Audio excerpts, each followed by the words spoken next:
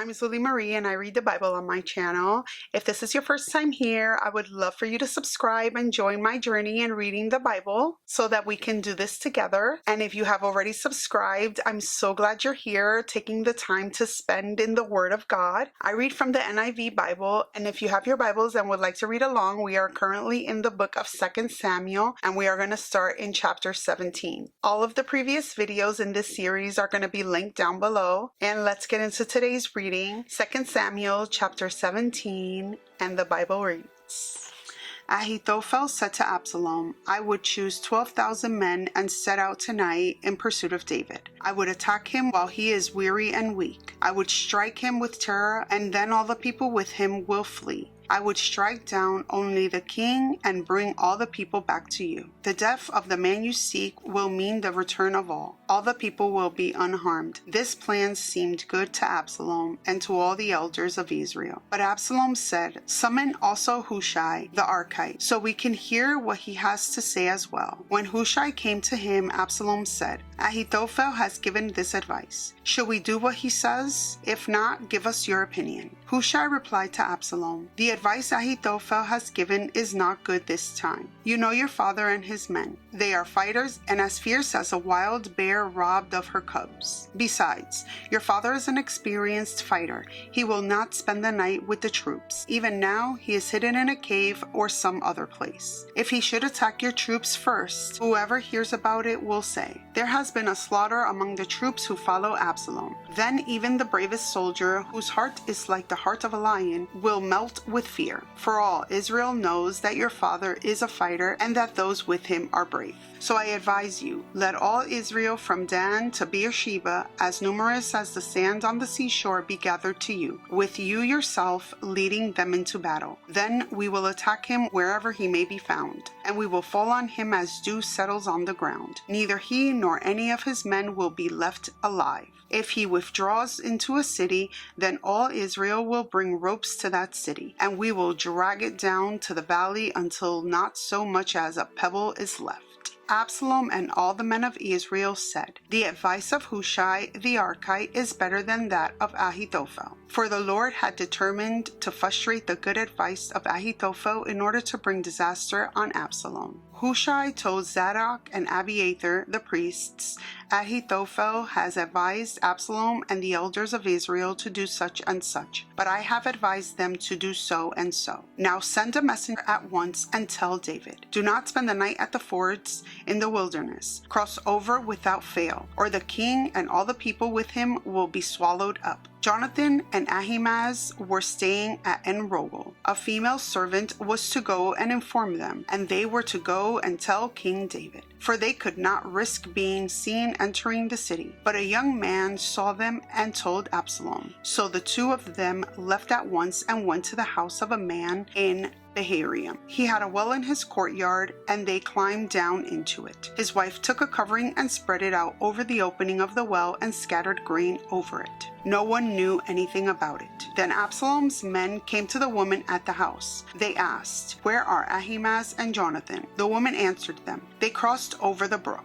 The men searched and found no one, so they returned to Jerusalem. After they had gone, the two climbed out of the well and went to inform King David. They said to him, Set out and cross the river at once. Ahithophel has advised such and such against you. So David and all the people with him set out and crossed the Jordan. By daybreak, no one was left who had not crossed the Jordan. When Ahithophel saw that his advice had not been followed, he saddled his donkey and set out for his house in his hometown. He put his house in order and then hanged himself. So he died and was buried in his father's tomb. Absalom's death. David went to Mahanaim, and Absalom crossed the Jordan with all the men of Israel. Absalom had appointed Amasa over the army in the place of Joab. Amasa was the son of Jether, an Ishmaelite who had married Abigail, the daughter of Nahash, and sister of Zeruiah, the mother of Joab. The Israelites and Absalom camped in the land of Gilead. When David came to Mahanaim, Shobai son of Nahash from Rabbah of the Ammonites, and Machir son of Amiel from Lo Debar Zophar, and Barzillai the Gileadite from Rogelim brought bedding and bowls and articles of pottery. They also brought wheat and barley, flour and roasted grain, beans and lentils, honey and curds, sheep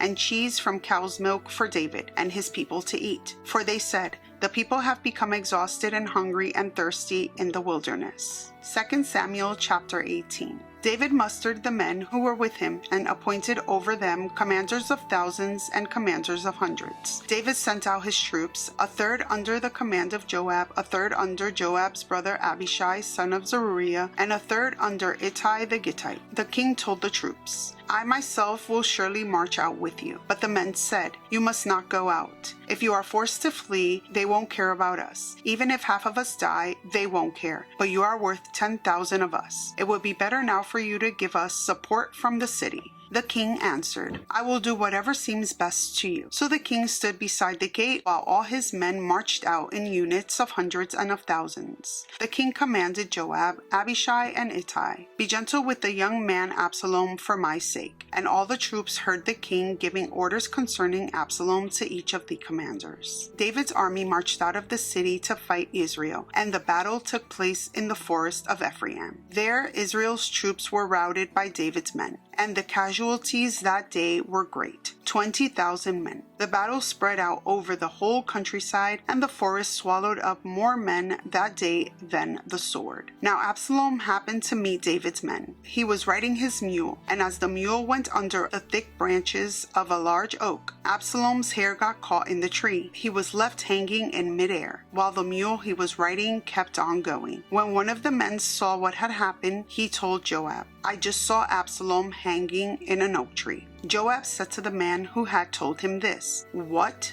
You saw him? Why didn't you strike him to the ground right there? Then I would have had to give you 10 shekels of silver and a warrior's belt." But the man replied, "Even if 1,000 shekels were weighed out into my hands, I would not lay a hand on the king's son. In our hearing, the king commanded you and Abishai and Ittai, protect the young man Absalom for my sake. And if I put my life in jeopardy and nothing is hidden from the king, you would have kept your distance from me." Joab said, "I'm not going to wait like this for you." So he took 3 javelins in his hand and plunged them into Absalom's heart, while Absalom was still alive in the oak tree. Then 10 of Joab's armor-bearers surrounded Absalom, struck him, and killed him. Then Joab sounded the trumpet, and the troops stopped pursuing Israel, for Joab halted them. They took Absalom, threw him into a big pit in the forest, and piled up a large heap of rocks over him. Meanwhile, all the Israelites fled to their homes. During his lifetime, Absalom had taken a pillar and erected it in the king's valley as a monument to himself, for he thought, "I have no son to carry on the memory of my name." He named the pillar after himself, and it is called Absalom's monument to this day. David mourns. Now Ahimaaz, son of Zadok, said, "Let me run and take the news to the king that the Lord has vindicated him by delivering him from the hands of his enemies." "You are not the one to take the news today," Joab told him. "You may take the news another time, but you must not do so today, because the king's son is dead." Then Joab said to a Cushite, "Go tell the king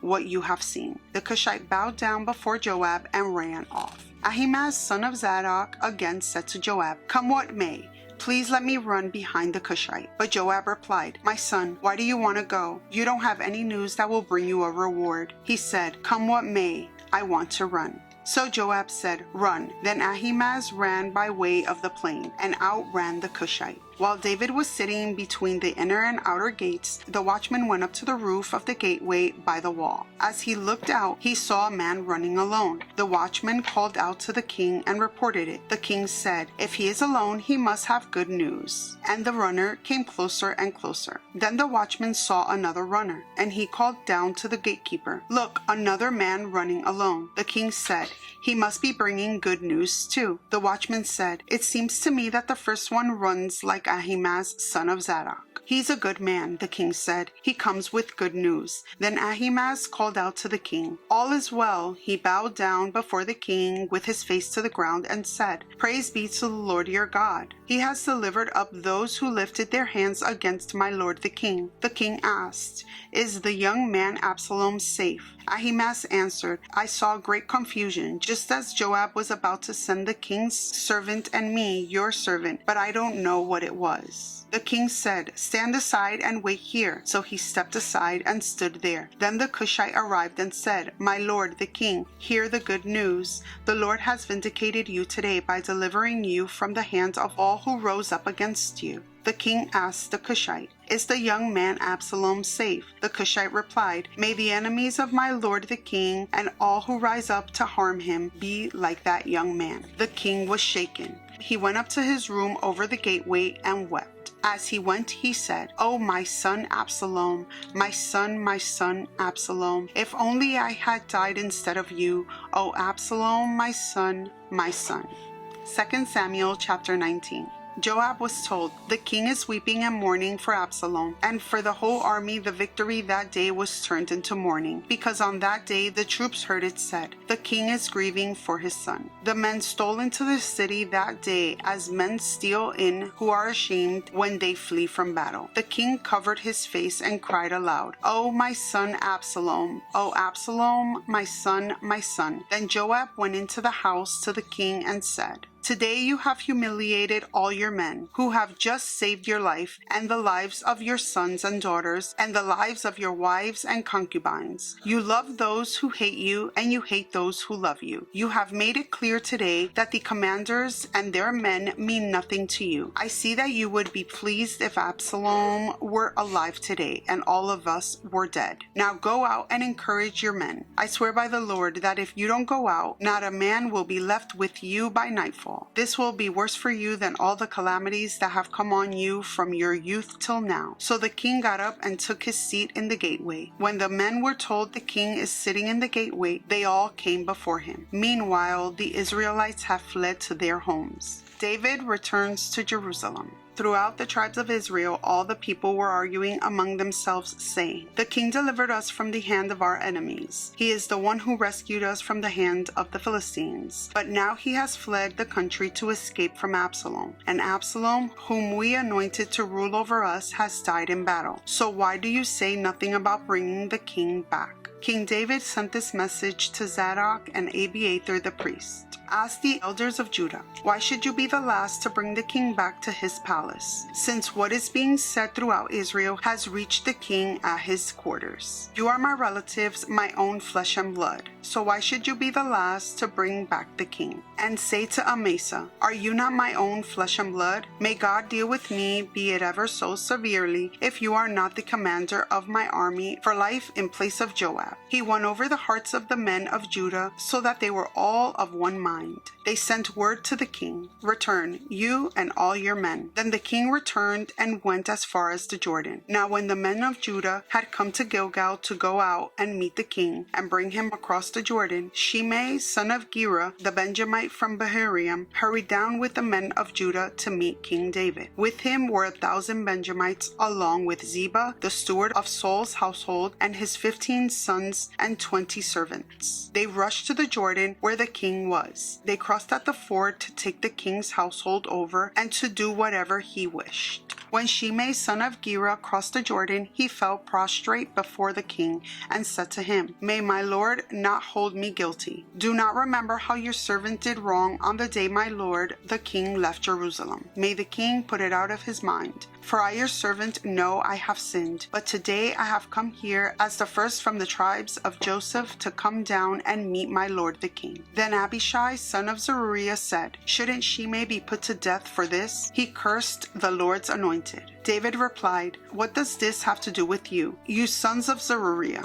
What right do you have to interfere? Should anyone be put to death in Israel today? Don't I know that today I am king over Israel? So the king said to Shimei, You shall not die. And the king promised him on oath. Mephibosheth, Saul's grandson, also went down to meet the king. He had not taken care of his feet or trimmed his mustache or washed his clothes from the day the king left until the day he returned safely. When he came from Jerusalem to meet the king asked him, Why didn't you go with me, Mephibosheth? He said, My lord the king, since I, your servant, am lame, I said, I will have my donkey saddled and will ride on it, so I can go with the king. But Ziba, my servant, betrayed me. and he has slandered your servant to my lord the king. My lord the king is like an angel of God, so do whatever you wish. All my grandfather's descendants deserved nothing but death from my lord the king, but you gave your servant a place among those who eat at your table. So what right do I have to make any more appeals to the king?" The king said to him, "Why say more? I order you and Ziba to divide the land." Mephibosheth said to the king, "Let him take everything, now that my lord the king has returned home safely." Barzillai the Gileadite also came down from Rogelium to cross the Jordan with the king and to send him on his way from there. Now Barzillai was very old, 80 years of age. He had provided for the king during his stay in Mahanaim, for he was a very wealthy man. The king said to Barzillai, "Cross over with me and stay with me in Jerusalem, and I will provide for you." But Barzillai said to the king, "How many more years will I live, that I should go up to Jerusalem with the king? I am now 80 years old. Can I tell the difference between what is enjoyable and what is not? Can your servant taste what he eats and drinks? Can I still hear the voices of male and female singers? Why should your servant be an added burden to my lord the king? Your servant will cross over the Jordan with the king for a short distance. But why should the king reward me in this way? Let your servant return, that I may die in my own town near the tomb of my father and mother. But here is your servant Kimham. Let him cross over with my lord the king. Do for him whatever you wish." The king said,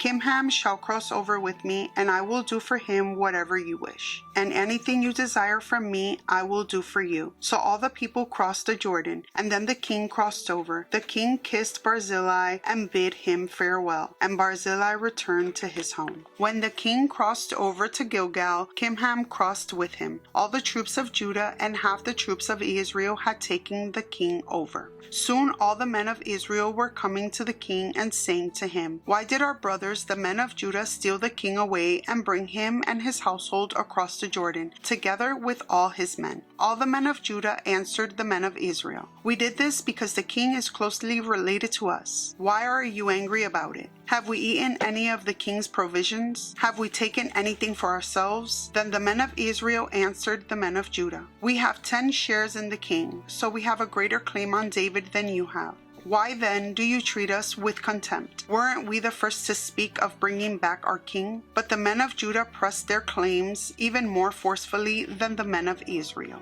2 Samuel chapter 20, Sheba rebels against David. Now a troublemaker named Sheba, son of Bichri, a Benjamite, happened to be there. He sounded the trumpet and shouted, "We have no share in David, no part in Jesse's son. Every man to his tent, Israel." So all the men of Israel deserted David to follow Sheba, son of Bichri. But the men of Judah stayed by their king all the way from the Jordan to Jerusalem. When David returned to his palace in Jerusalem, he took the 10 concubines he had left to take care of the palace and put them in a house under guard. He provided for them but had no sexual relations with them. They were kept in confinement till the day of their death, living as widows. Then the king said to Amasa, "Summon the men of Judah to come to me within 3 days, and be here yourself." But when Amasa went to summon Judah, he took longer than the time the king had set for him. David said to Abishai, "Now Sheba, son of Bichri, will do us more harm than Absalom did. Take your master's men